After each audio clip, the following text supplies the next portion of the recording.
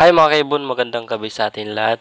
Ngayon ay humingi si Ma'am Cindy ng tulong. Bakit bigla daw nang hina yung kanyang handpid na inakay at hindi na makatayo, kumbaga paralyzed na.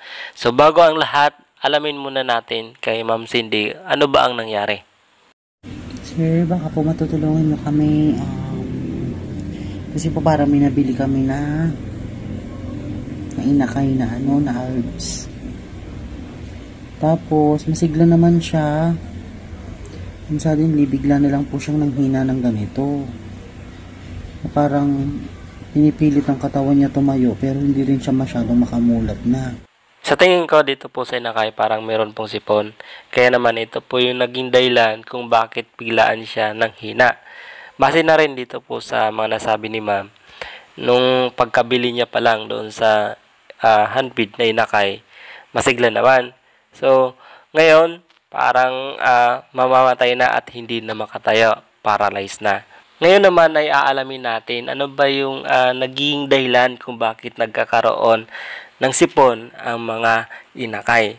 Una-una dyan, dahil po sa klima natin. Araw at lamig, sumasama po yun dito po sa mga ibon. Hindi rin naman po sa mga ibon, pati naman po sa atin. Kasi, obserbahan nyo po ngayon po na malamig yung panahon, prone po yung sipon at ubo. Ngayon naman, ang katanungan, paano nga ba yan maiwasan? Kasi kay Ma'am Cindy ay dalawa na nangyari ito sa kanya. Yung una, kakatail at ngayon, handpid na alves.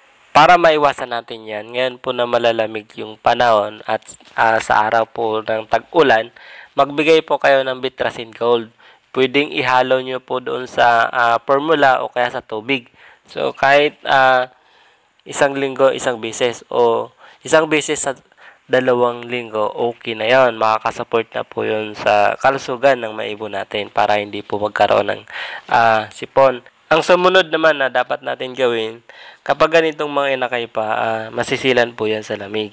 So, kailangan, kapag mag-handpid po kayo ng inakay, so, ilagay nyo po doon po sa kahon na hindi po masyado napasok ng hangin. Kumbaga, meron lang na kaunting butas para makahinga siya at hindi naman ma-suffocate. So, doon nyo po ilalagay. At lalagyan nyo po ng kusot. Ano ba ang purpose ng kusot? Ang kusot po kasi medyo mainit yung singaw. Sabayan pa ng kanilang ipot. So, mas uminit po yung singaw. Pero dapat, wag naman po yung puro ipot na kukunting kusot. So, dapat mas lamang yung kusot para naman hindi po kumalat yung ipot. Hindi po dumungis yung inakay. Ang huli naman natin dyan, dapat maging conservative po kayo sa mga pinapakain dyan po sa mga alaga nyo. Kasi ito po yung napaka-importante. Kahit ano pang ibigay mo dyan ng vitamins o ano pang alaga mo dyan, kung hindi naman okay yung pinapakain mo, wala din yon. So, dapat okay na yung pag-alaga mo, okay pa yung kinakain niya. So, sa totoo lang, yan mga handpid na nabibili nyo dyan sa mga shop. So, meron na po yan mix ng mga vitamins. Sa akin dito, nabubuhay ko naman lahat ng mga hinandpid ko na inakay. Kung makikita nyo rin, malalusog rin sila. Meron naman talaga mga pagkakataon na nangyayari yung ganito. So, hindi naman po yan maiwasan natin. Bawi na lang sa susunod. Kasi matututo ka rin doon po sa pagkakamali mo. Sa susunod, magiging maingat ka na at magiging magaling ka na yan.